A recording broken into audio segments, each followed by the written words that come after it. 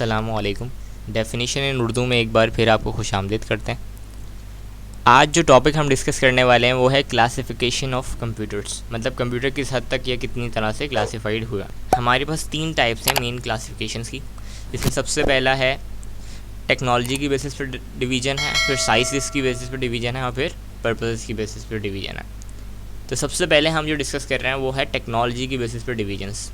हमारे पास यहाँ पे 3 डिवीजन्स मौजूद हैं, यानी कि सबसे पहला है एनालॉग कंप्यूटर, उसके बाद डिजिटल कंप्यूटर्स हैं, उसके बाद हैं हाइब्रिड कंप्यूटर्स। तो पहले डिस्कस करते हैं analog computers. Analog computers basically analog data को प्रोसेस करने के लिए यूज़ होते हैं, यानी नंबर्स को प्रोसेस करने के लिए यूज़ होते हैं। इसकी सिंपल सी एग्जांपल हम इस तरह ले सकते हैं, जैसे कोई भी ऐसी मशीन है जो टेम्परेचर मेंशन करती है या प्रेशर मेंशन करती है, या वोल्ट मीटर है जो वोल्टेज मेजर करता है। इसका एक सिंपल एनालॉग डाटा है। अब छोटा सा वोल्ट मीटर जो है एक, इसको आप कह सकते हैं एनालॉग कंप्यूटर। ये डाटा को प्रोसेस कर रहा है और हमें एक एनालॉग आउटपुट दे रहा है। इसके बाद हैं हमारे पास डिजिटल कंप्यूटर्स। डिजिटल कंप्यूटर्स कौन से हैं? ये नॉर्मल कंप्यूटर्स हैं जो हमारे पास घर में अमूमन या एजुकेशनल इंस्टीट्यूट्स में यूज़ किए जाते हैं। ये बाइनरी डाटा को यानी 0 और 1 को प्रोसेस करके हमें एक अच्छा आउटपुट दिखाते हैं। इस तरह से इसको प्रोसेस करते हैं। इसके बाद हमारे पास जो थर्ड टाइप का कंप्यूटर है वो है हाइब्रिड कंप्यूटर्स, जिसमें दोनों टाइप के आते हैं, एनालॉग कंप्यूटर भी आते हैं और डिजिटल कंप्यूटर भी आते हैं।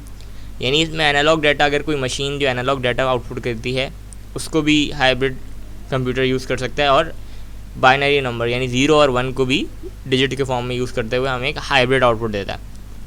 इसमें हमारे पास डिफरेंट फिर पर्पज़ आ जाते हैं, इनपुट डिवाइसेस आ जाती हैं, आउटपुट्स आ जाते हैं। ये सारी टाइप्स हाइब्रिड कंप्यूटर्स में आ जाती हैं। इसके बाद जो हमारे पास डिवीज़न मौजूद है वो है साइज़ेस की बेसिस पर डिवीज़न। साइजेस के अंदर हमारे पास 4 फर्दर डिवीज़न मौजूद हैं, जिसमें पहला है सुपर कंप्यूटर, फिर है मेन फ्रेम कंप्यूटर, फिर है मिनी कंप्यूटर और फिर है माइक्रो कंप्यूटर। सबसे पहला जो हमारे पास साइज़ की बेसिस पर डिवीज़न है वो है सुपर कंप्यूटर। सुपर कंप्यूटर नाम सुना होगा बिल्कुल। क्या होते हैं ये? बेसिकली एक पावरफुल कंप्यूटर होते हैं जो बहुत बड़े से होते हैं, अमूमन बहुत महंगे भी होते हैं। इनको बेसिकली ये कहाँ यूज़ किए जाते हैं? एक बहुत बड़ी मशीनरी को चलाने के लिए, या किसी भी बड़े डाटाबेस को संभालने के लिए, या किसी बड़ी चीज़ को ऑपरेट करने के लिए जो है सुपर कंप्यूटर यूज़ होते हैं। ये बहुत फास्ट होते हैं और अमूमन साइंटिफिक एप्लीकेशंस में, यानी बिलफर्ड्स अगर हम ओजोन और बाकी एटॉमिक लेवल पे किसी चीज़ को देखना चाहें तो उसमें जो प्रोग्रामिंग या जो कंप्यूटर्स यूज़ होते हैं वो सुपर कंप्यूटर्स कहलाते हैं, जो कि बहुत फास्ट होते हैं। इसके बाद जो हमारे पास आते हैं साइज़ की बेस पे वो है मेन फ्रेम कंप्यूटर्स।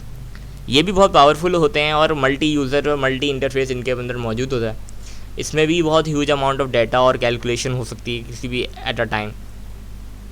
और सुपर कंप्यूटर्स की तरह ये भी बहुत एक्सपेंसिव होते हैं। अमूमन बैंक्स वगैरह या बिज़नेस ऑर्गेनाइजेशंस या बिलफर्ड्स कोई बड़ी कंपनी जैसे गूगल है या यूट्यूब है, इनको जो अपना डेटाबेस मेंटेन करने के लिए जो कंप्यूटर्स चाहिए होते हैं ना, बेसिकली वो मेन फ्रेम कंप्यूटर्स कहलाते हैं।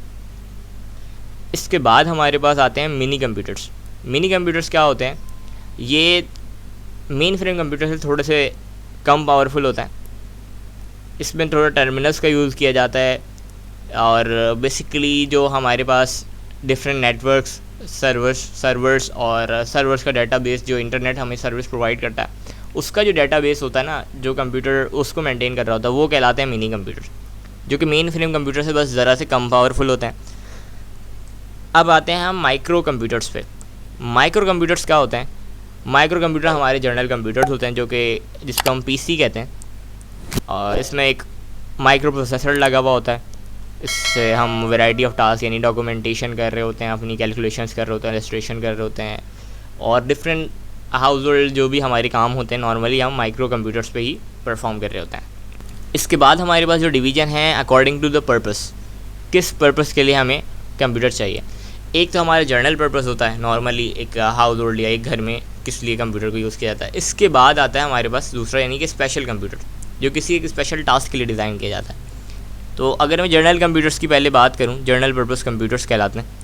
ये हमारे नॉर्मल दुकानों पे या नॉर्मल घरों में मौजूद होता है, यानी कि बिलफर्ड्स अगर हमें किसी डॉक्यूमेंटेशन का काम करना है, टाइपिंग करनी है, एडिटिंग करनी है, अकाउंटेंट का कोई काम है, या सिंपल इन्वेंट्री कंट्रोल करनी है, ये डेटाबेस मेंटेन करना है या स्टोर करना है, स्टैटिकल डाटा देखना है, ये सारी जो टाइप्स हैं नॉर्मल काम जो करने के लिए होते हैं, ये जनरल कंप्यूटर्स कर लेते हैं आराम से। इनको हम कहते हैं जनरल कंप्यूटर्स, जिसमें डेस्कटॉप आ गया, हमारा नॉर्मल लैपटॉप्स हो गए, टैबलेट्स हो गए, स्मार्टफोन्स वगैरह हो गए, ये सारे इस टाइप के। अगर हम बात करें स्पेशल पर्पस कंप्यूटर्स की, स्पेशल पर्पस कंप्यूटर्स जो हैं किसी एक स्पेशल टास्क के लिए डिज़ाइन होते हैं। एक स्पेशल टास्क है और वो वही टास्क बहुत बेहतरीन तरीके से करते हैं। जैसे कि हम अगर देख लें ट्रैफिक लाइट कंट्रोल सिस्टम जो है, ये एक स्पेशल पर्पस कंप्यूटर कहलाएगा।